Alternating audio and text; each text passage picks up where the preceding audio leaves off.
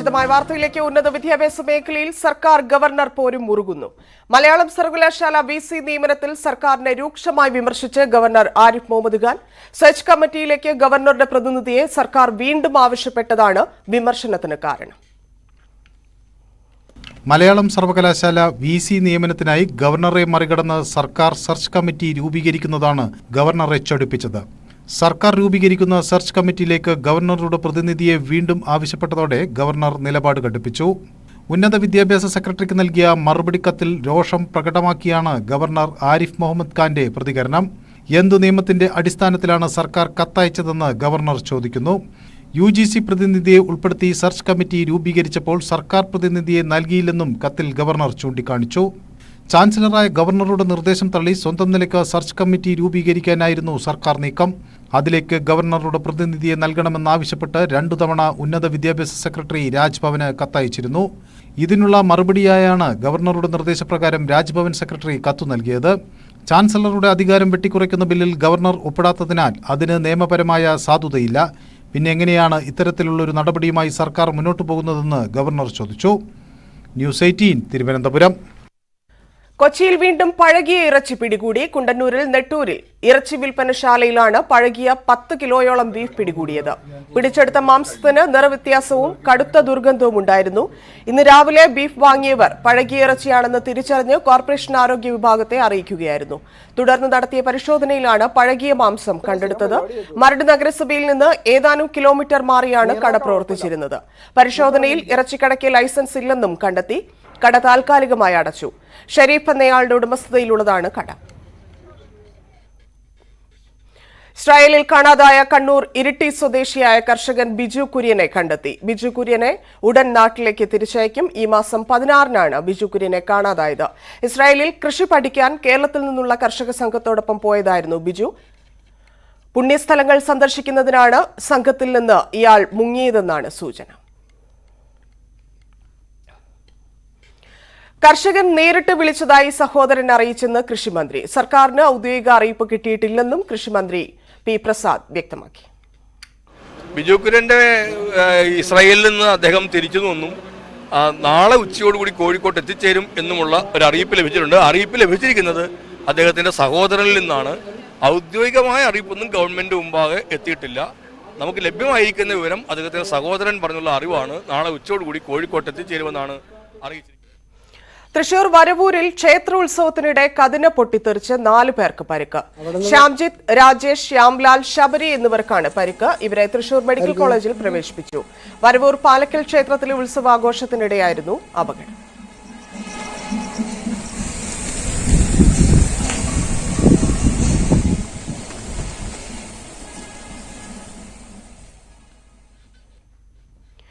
Life mission കോഴ കേസിൽ മുഖ്യമന്ത്രിയുടെ അഡീഷണൽ പ്രൈവറ്റ് സെക്രട്ടറി CM രവീന്ദ്രനെ നാളെ എൻഫോഴ്സ്മെന്റ് ഡയറക്ടറേറ്റ് ചോദ്യം ചെയ്യും.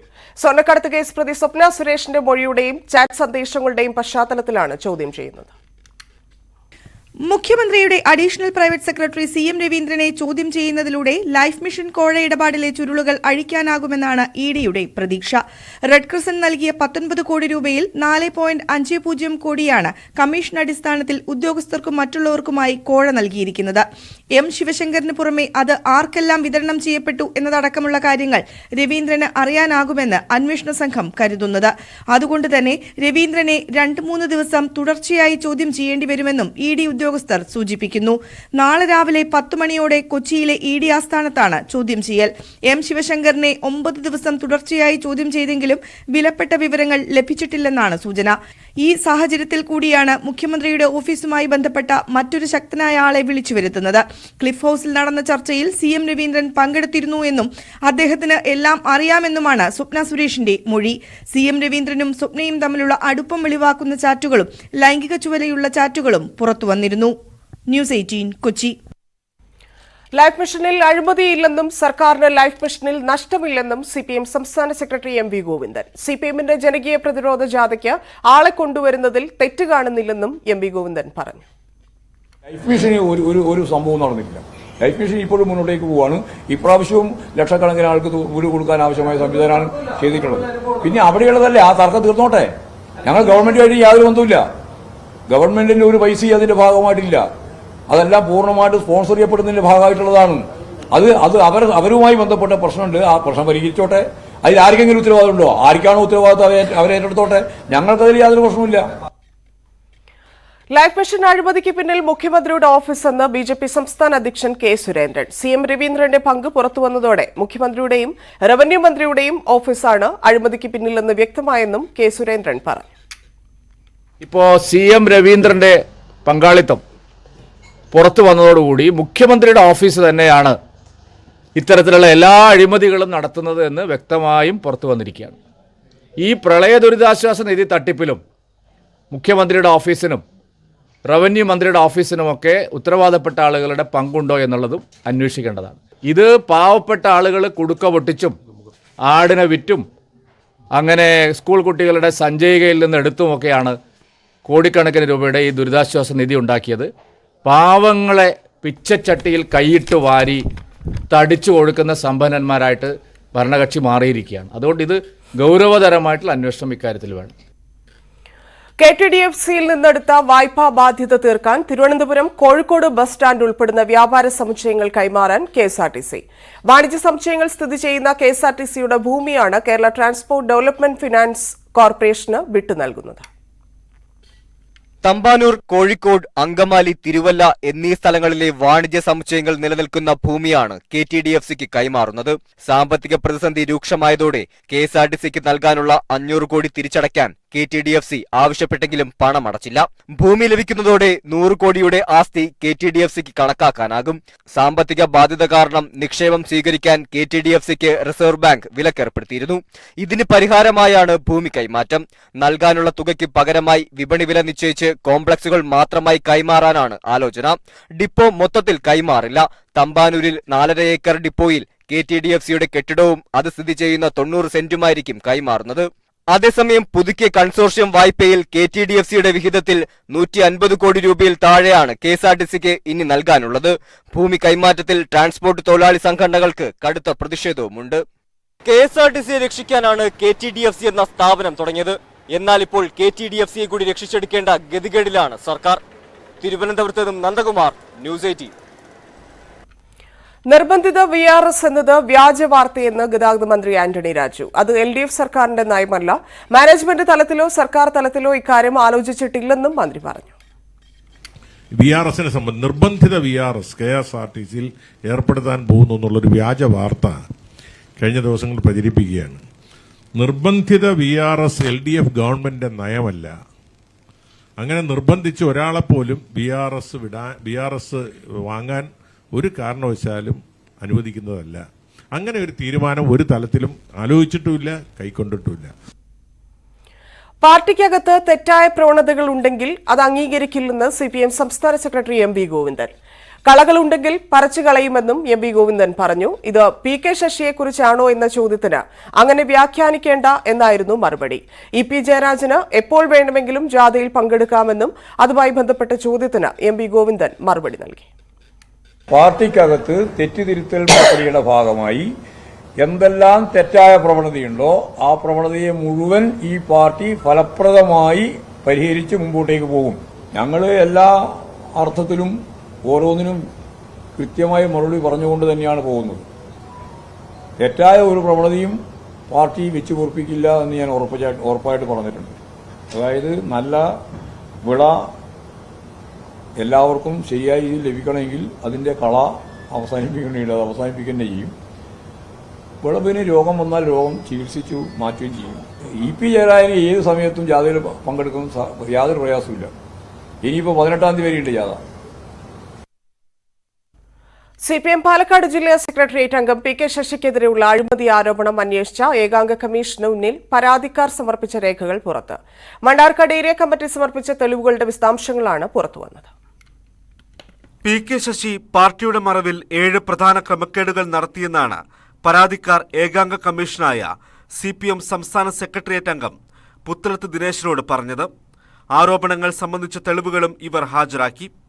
മണ്ണാർക്കാട് യൂണിവേഴ്സൽ കോളേജിന് CPM ഭരിക്കുന്ന സഹകരണ ബാങ്കുകളിൽ നിന്ന് 5,60,00,000 രൂപ ഓഹരി വാങ്ങിയതിന്റെ രേഖകൾ, മണ്ണാർക്കാട് സർക്കിൾ സഹകരണ വകുപ്പിലെ വിവിധ സൊസൈറ്റികളിൽ പാർട്ടി അറിയാതെ നടത്തിയ 35 നിയമനങ്ങളുടെ രേഖകൾ, യൂണിവേഴ്സൽ കോളേജിൽ ചെയർമാനാകാൻ മണ്ണാർക്കാട് താലൂക്കിലുള്ള സഹോദരിയുടെ അഡ്രസ്സിൽ അഡ്രസ് പ്രൂഫ് ഉണ്ടാക്കിയതിന്റെ രേഖകൾ, ഡ്രൈവർ PK ജയന്റെ പേരിൽ അലനല്ലൂർ വില്ലേജ് പരിസരത്ത് 1 കോടിക്ക് മുകളിൽ വാങ്ങിയ സ്ഥലത്തിന്റെ ആധാരം, പോക്കുവരവ് സർട്ടിഫിക്കറ്റുകൾ, മണ്ണാർക്കാട് നഗരസഭയിൽ പാവടിക്കുളത്തിന് സമീപത്തുള്ള പാർട്ടിയുടെ സ്ഥലക്കച്ചവടത്തിന്റെ രേഖകൾ, യൂണിവേഴ്സൽ കോളേജിന് സമീപം മകന്റെ പേരിൽ വാങ്ങിയ 1 ഏക്കർ സ്ഥലത്തിന്റെ രേഖകൾ, പാർട്ടി ഏരിയ കമ്മിറ്റി ഓഫീസായ നായനാർ സ്മാരകത്തിന്റെ നിർമ്മാണത്തിൽ PK ശശിയുടെ റൂറൽ ബാങ്കിലെ അക്കൗണ്ടിലേക്ക് മാറ്റിയ 10 ലക്ഷത്തിന്റെയും ജില്ലാ സമ്മേളനം നടത്തിയ വകയിൽ ശശിയുടെ അക്കൗണ്ടിലേക്ക് മാറ്റിയ 10 ലക്ഷം രൂപയുടെ തെളിവുകൾ എന്നിവയാണ് കമ്മീഷന് മുന്നിൽ ഹാജരാക്കിയത്.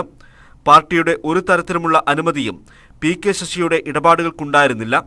തെളിവുകൾ പരിശോധിച്ച ശേഷം CPM സംസ്ഥാന നേതൃത്വം നടപടി സ്വീകരിക്കും. PK ശശിയുടെ ഇടപാടുകളിൽ ക്രമക്കേട് ബോധ്യപ്പെട്ടാൽ നടപടിയുണ്ടാകും. ന്യൂസ് 18 പാലക്കാട്. നിയമസഭയിലെ ദൃശ്യങ്ങൾ പകർത്തുന്നതിന് മാധ്യമങ്ങൾക്ക് ഏർപ്പെടുത്തിയ വിലക്ക് പിൻവലിക്കണമെന്ന് പ്രതിപക്ഷ നേതാവ് VD സതീശൻ. ഇക്കാര്യം ആവശ്യപ്പെട്ട് സ്പീക്കർക്ക് പ്രതിപക്ഷ നേതാവ് കത്ത് നൽകി. ചോദ്യോത്തരവേള വരെയുള്ള നടപടിക്രമങ്ങളുടെ ദൃശ്യങ്ങൾ പകർത്താൻ ദൃശ്യമാധ്യമ പ്രവർത്തകരെ ഗാലറിയിൽ പ്രവേശിപ്പിക്കുന്നതായിരുന്നു കാലങ്ങളായി നിയമസഭയിലെ കീഴ്വഴക്കം. എന്നാൽ കോവിഡ് മഹാമാരിയുടെ പശ്ചാത്തലത്തിൽ ഇത് റദ്ദാക്കിയിരുന്നു. ലോകത്താകെ കോവിഡ് ഭീഷണി ഒഴിയുകയും നിയമസഭയിലെ കോവിഡ് പ്രോട്ടോകോൾ പിൻവലിക്കുകയും ചെയ്ത് കാലങ്ങൾ കഴിഞ്ഞിട്ടും മാധ്യമങ്ങൾക്ക് ഏർപ്പെടുത്തിയിരിക്കുന്ന വിലക്ക് പിൻവലിച്ചിട്ടില്ല. മാധ്യമവിലക്ക് അടിയന്തരമായി പിൻവലിക്കണമെന്നും കത്തിൽ ആവശ്യപ്പെടുന്നു. വാർത്തകളിലേക്ക്. എൽദോസ് കുന്നപ്പള്ളി MLA വീണ്ടും കുരുക്കിൽ. ബലാത്സംഗ കേസിൽ ജാമ്യവ്യവസ്ഥ ലംഘിച്ച് കോൺഗ്രസ് പ്ലീനറി സമ്മേളനത്തിൽ പങ്കെടുത്തു. എൽദോസ് കുന്നപ്പള്ളി സംസ്ഥാനം വിടരുതെന്നായിരുന്നു ജാമ്യവ്യവസ്ഥ. ഇത് ലംഘിച്ചാണ് റായ്പൂരിൽ പരിപാടിയിൽ പങ്കെടുത്തത്. ജാമ്യവ്യവസ്ഥയിൽ കോടതി ഇളവ് നൽകിയിട്ടില്ലെന്ന് MLA തന്നെ സ്ഥിരീകരിച്ചു. ബലാത്സംഗ കേസിൽ പ്രതിയായ പെരുമ്പാവൂർ MLA എൽദോസ് കുന്നപ്പള്ളിക്ക് തിരുവനന്തപുരം അഡീഷണൽ സെഷൻസ് കോടതി മുൻകൂർ ജാമ്യം അനുവദിച്ച ഉത്തരവിലെ വിവിധ ജാമ്യ വ്യവസ്ഥകളാണിത്. 2022 ഡിസംബറിലെ ഈ ഉത്തരവിൽ പറയുന്നത് അന്വേഷണം പൂർത്തിയാകും വരെ മജിസ്ട്രേറ്റിന്റെ അനുമതിയില്ലാതെ സംസ്ഥാനം വിട്ടുപോകരുതെന്നാണ്. കേസിൽ ഇതുവരെ കുറ്റപത്രം നൽകിയിട്ടില്ല. കോടതിയാകട്ടെ ജാമ്യവ്യവസ്ഥയിൽ ഇളവും നൽകിയിട്ടില്ല. പക്ഷേ MLA ഇപ്പോഴുള്ളതാകട്ടെ കോൺഗ്രസ് പ്ലീനറി സമ്മേളനം നടക്കുന്ന ഛത്തീസ്ഗഡിലെ റായ്പൂരിലും. ജാമ്യവ്യവസ്ഥ ലംഘിച്ച് സംസ്ഥാനാന്തര യാത്ര നടത്തിയതിന് തെളിവായി പ്രതിപക്ഷ നേതാവിന്റെയും KPCC അധ്യക്ഷന്റെയും കൂടെ റായ്പൂരിൽ നിൽക്കുന്ന ചിത്രങ്ങൾ MLA തന്നെ സ്വന്തം ഫേസ്ബുക്ക് അക്കൌണ്ടിൽ പോസ്റ്റ് ചെയ്തിട്ടുണ്ട്. വിഷയത്തിൽ MLA ഇതുവരെ പരസ്യ പ്രതികരണത്തിന് തയ്യാറായിട്ടില്ല. കോടതി ജാമ്യവ്യവസ്ഥയിൽ ഇളവ് നൽകിയിട്ടില്ലെന്ന് ആദ്യം സ്ഥിരീകരിച്ച MLA എന്നാൽ അപേക്ഷ നൽകിയിട്ടുണ്ടെന്നാണ് വിശദീകരിക്കുന്നത്. പക്ഷേ അപേക്ഷയുടെ പകർപ്പ് ചോദിച്ചെങ്കിലും ലഭിച്ചിട്ടില്ല. ജാമ്യവ്യവസ്ഥ ലംഘിച്ച MLAയുടെ മുൻകൂർ ജാമ്യം റദ്ദാക്കാനാവശ്യപ്പെട്ട് കോടതിയെ സമീപിക്കാൻ ഒരുങ്ങുകയാണ് പരാതി നൽകിയ യുവതി. ന്യൂസ് 18 തിരുവനന്തപുരം. മുഖ്യമന്ത്രിയുടെ ദുരിതാശ്വാസ നിധി അനർഹർ തട്ടിയെടുത്ത കേസിൽ അപേക്ഷകർക്ക് ചട്ടങ്ങൾ മറികടന്ന് സർട്ടിഫിക്കറ്റ് നൽകിയ ചില ഡോക്ടർമാരുടെയും റവന്യൂ ഉദ്യോഗസ്ഥരുടെയും സാമ്പത്തിക സ്ഥിതി വിജിലൻസ് പരിശോധിക്കുന്നു. സർട്ടിഫിക്കറ്റുകളുടെ പേരിൽ ഏജന്റുമാരിൽ നിന്ന് ഇവർ സ്ഥിരമായി കൈക്കൂലി വാങ്ങിയിരുന്നതായാണ് വിജിലൻസിന്റെ പ്രാഥമിക നിഗമനം. അപേക്ഷ നൽകാൻ അക്ഷയ കേന്ദ്രങ്ങളിൽ എത്തിയിരുന്നവരെ ഡോക്ടർമാർക്കും ഉദ്യോഗസ്ഥർക്കും മുന്നിലെത്തിക്കാൻ കണ്ണികൾ പ്രവർത്തിച്ചിരുന്നതായും വിജിലൻസ് സംശയിക്കുന്നു. കൊല്ലം പുനലൂരിൽ 1500 മെഡിക്കൽ സർട്ടിഫിക്കറ്റുകൾ നൽകിയ ഡോക്ടറുടെയും ഒരേ ദിവസം 10 സർട്ടിഫിക്കറ്റിലധികം നൽകിയ ഡോക്ടർമാരുടെയും സർട്ടിഫിക്കറ്റുകൾ നൽകിയ വിദഗ്ധരല്ലാത്ത ഡോക്ടർമാരുടെയും സാമ്പത്തിക ഇടപാടുകൾ പരിശോധിക്കും. പ്രാഥമിക റിപ്പോർട്ട് എത്രയും വേഗം സർക്കാരിന് കൈമാറാനാണ് വിജിലൻസ് തയ്യാറെടുക്കുന്നത്. അന്തിമ റിപ്പോർട്ട് 1 മാസത്തിനകം കൈമാറും. അന്തിമ റിപ്പോർട്ടിൽ ഓരോ കേസിലെയും വീഴ്ച കൃത്യമായി പ്രതിപാദിക്കും. വിജിലൻസ് വകുപ്പിന് കൈമാറുന്ന റിപ്പോർട്ട് ആരോഗ്യ റവന്യൂ വകുപ്പുകൾക്ക് തുടർ നടപടികൾക്കായി കൈമാറും. മതിയായ ചികിത്സാരേഖയില്ലാതെയാണ് ചില ഡോക്ടർമാർ സർട്ടിഫിക്കറ്റുകൾ നൽകിയിരിക്കുന്നതെന്ന് പ്രാഥമിക പരിശോധനയിൽ വ്യക്തമായി. പല കേസിലും അപേക്ഷകർ നേരിട്ട് ഹാജരായിട്ടില്ല. പകരം ഏജന്റുമാരാണെത്തിയത്. വിദഗ്ധ ഡോക്ടർമാരല്ല പലർക്കും സർട്ടിഫിക്കറ്റ് നൽകിയത്. ഹൃദ്രോഗമുണ്ടെന്നും കിഡ്നി തകരാറിലായെന്നും സർട്ടിഫിക്കറ്റുകൾ നൽകിയത് വിഷയവിദഗ്ധരല്ലാത്ത ഡോക്ടർമാരാണ്. ഏജന്റുമാർ കൊണ്ടുവരുന്ന അപേക്ഷകൾക്ക് കൂട്ടത്തോടെ സർട്ടിഫിക്കറ്റുകൾ നൽകിയതായും കണ്ടെത്തി. സർട്ടിഫിക്കറ്റ് നൽകുന്ന ഡോക്ടർമാർ അക്കാര്യം അറിയിച്ച് ക്യാൻവാസിംഗും നടത്തി. സർട്ടിഫിക്കറ്റുകൾ പരിശോധിക്കുന്ന നടപടികളാണ് ഇപ്പോൾ പുരോഗമിക്കുന്നത്. ചില ജില്ലകളിൽ അപേക്ഷകരിൽ നിന്നും ഏജന്റുമാരിൽ നിന്നും ഉദ്യോഗസ്ഥരിൽ നിന്നും മൊഴി രേഖപ്പെടുത്തി തുടങ്ങി. ന്യൂസ് 18 തിരുവനന്തപുരം. മുഖ്യമന്ത്രിയുടെ ദുരിതാശ്വാസ നിധിയുമായി ബന്ധപ്പെട്ട് അഞ്ചുതെങ്ങ് പഞ്ചായത്തിലെ വിവാദമായ അപേക്ഷകളിൽ ആരോപണ വിധേയൻ ബ്രീസ് ലാൽ ന്യൂസ് 18നോട് പഞ്ചായത്ത് പ്രസിഡന്റിന് തന്നോട് വ്യക്തിവൈരാഗ്യമുണ്ടെന്നും തന്റെ അക്കൌണ്ടിലേക്ക് ഒരു തുകയും വന്നിട്ടില്ലെന്നും ബ്രീസ് ലാൽ പറഞ്ഞു. താൻ അപേക്ഷ നൽകിയിട്ടില്ല. എന്തുകൊണ്ട് ഉദ്യോഗസ്ഥർ ഇക്കാര്യങ്ങൾ പരിശോധിച്ചില്ലെന്നും ബ്രീസ്ലാൽ അദ്ദേഹം നമുക്കൊപ്പം ചേരുന്നു. ഈ 5 അംഗ പഞ്ചായത്ത് പ്രസിഡന്റിന്റെ പരാതിയിൽ പ്രധാനമായും ഉന്നയിച്ചിരുന്നത് താങ്കളുടെ പേരാണ്. ഏതെങ്കിലും തരത്തിൽ തട്ടിപ്പ് നടത്തിയിട്ടുണ്ടോ? തട്ടിപ്പ് നടത്താൻ ഞാൻ ആപ്ലിക്കേഷൻ പോലും കൊടുത്തിട്ടില്ല, ഞാൻ വാങ്ങിച്ചിട്ടില്ല, ഞാൻ അപേക്ഷ കൊടുത്തിട്ടില്ല, ഇതൊന്നും ചെയ്തിട്ടില്ല. പഞ്ചായത്ത് പ്രസിഡന്റ് എൻ്റെ കൂടെയുള്ള വൈരാഗ്യം അദ്ദേഹം ഇവിടെ നടത്തിയ നിയമനങ്ങൾ പഞ്ചായത്ത് ഓംബുഡ്സ്മാനെന്ന് ഞാൻ സ്റ്റേ ചെയ്യിച്ചതാണ്. ആ വൈരാഗ്യത്തിൽ അന്ന് മുതലാണ് അദ്ദേഹം എൻ്റെ കൂടെ ഇത് ചെയ്യുന്നത്. പിന്നെ എൻ്റെ പേരിൽ ഒരു അക്കൗണ്ടിൽ ഒരു പൈസയും വന്നില്ല, ഞാൻ ആയിട്ട് ആപ്ലിക്കേഷൻ കൊടുത്തിട്ടില്ല. പിന്നെ ഇദ്ദേഹം പറയുന്നത് ഇത് ഫോൺ നമ്പറാണെന്ന്. അത് അക്ഷയ സെൻറ്ററിൽ അവർ രജിസ്റ്റർ ചെയ്യാൻ ചെല്ലുമ്പോൾ 1-2 ആൾക്കാർ അവരുടെ ഫോൺ നമ്പർ വെച്ച് എൻ്റെ ഫോൺ നമ്പർ ആയിരിക്കും ചിലപ്പോൾ വെച്ചിട്ടുള്ളത്. എങ്ങനെയാണ് അത് അപേക്ഷ കൊടുത്തു കഴിഞ്ഞാൽ അത് തിരക്കേണ്ട ഉത്തരവാദിത്വം ഗവൺമെൻറ്റിലേ ചെയ്യേണ്ടത്. ലൈജു എന്ന് പറയുന്ന വ്യക്തിക്ക് എൻ്റെ കൂടെയുള്ള വ്യക്തിവൈരാഗ്യമാണ് ഇതിൻ്റെ പിന്നിലുള്ള കാര്യം. എന്തുകൊണ്ടാണ് താങ്കളുടെ ഫോൺ നമ്പറുകൾ അപേക്ഷകളിൽ വന്നത്? ഞാനിവിടുത്തെ കോൺഗ്രസിൻ്റെ പ്രവർത്തനമായിരുന്നു നേരത്തെ. അപ്പോൾ ആ ഒരു സാഹചര്യത്തിൽ പലരും എൻ്റെ നമ്പർ ഇടയ്ക്ക് അക്ഷയ സെൻറ്ററിൽ ചെന്നപ്പോഴത്തേക്ക് അവർ ഫോണില്ലാത്തവർക്ക് ചിലപ്പോൾ എൻ്റെ നമ്പർ രജിസ്റ്റർ ചെയ്തു. ഞാൻ പലരും തിരക്കി, അക്ഷയ സെൻറ്ററിൽ തിരക്കി. അപ്പോൾ അവർ പറയുന്ന അവിടെ ഈ കൊണ്ടുവരുന്നിട്ട് ചിലപ്പോൾ ഫോൺ നമ്പർ കാണില്ല. അപ്പോൾ അതുകൊണ്ട് എൻ്റെ ഫോൺ നമ്പർ വെച്ച് എന്നാണ് അറിയപ്പെടുന്നത്.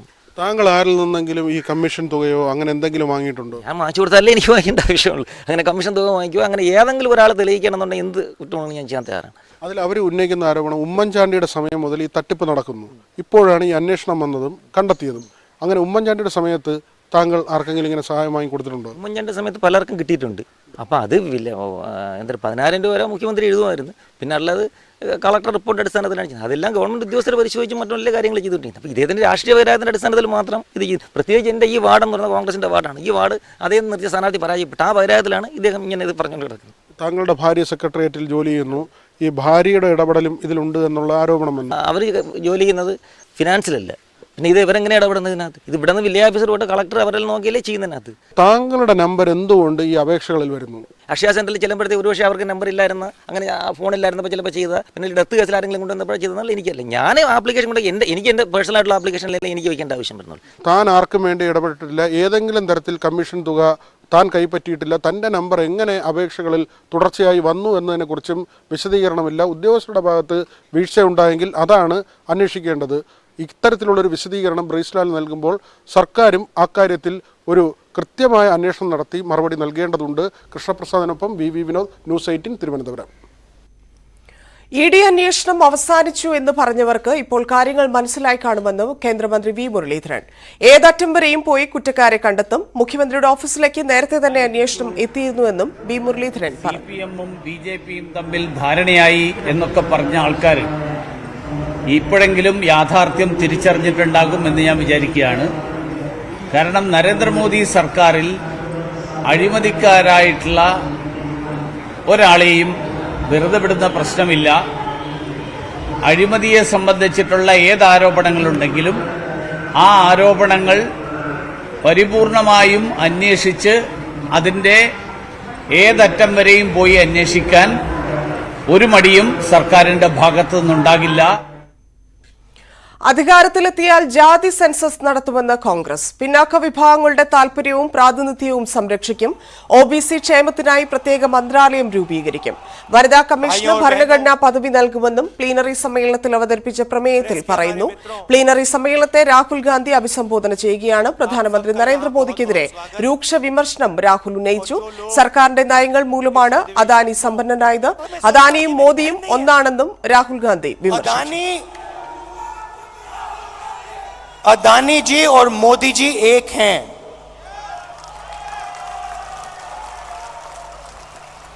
एक हैं. अदानी जी के बारे में हिंदुस्तान के पार्लियामेंट हाउस में सवाल नहीं पूछा जा सकता है. हम पूछेंगे, एक बार नहीं हजारों बार पूछेंगे, रुकेंगे नहीं जब तक सच्चाई नहीं निकलेगी. अदानी जी की सच्चाई नहीं निकलेगी तब तक हम नहीं रुकेंगे. ഭാരത് ജോഡോ യാത്രയുടെ അനുഭവങ്ങളും രാഹുൽ ഗാന്ധി പങ്കുവച്ചു. പ്രതികൂല സാഹചര്യം അവഗണിച്ചും ആയിരങ്ങൾ യാത്രയിൽ അണിചേർന്നു.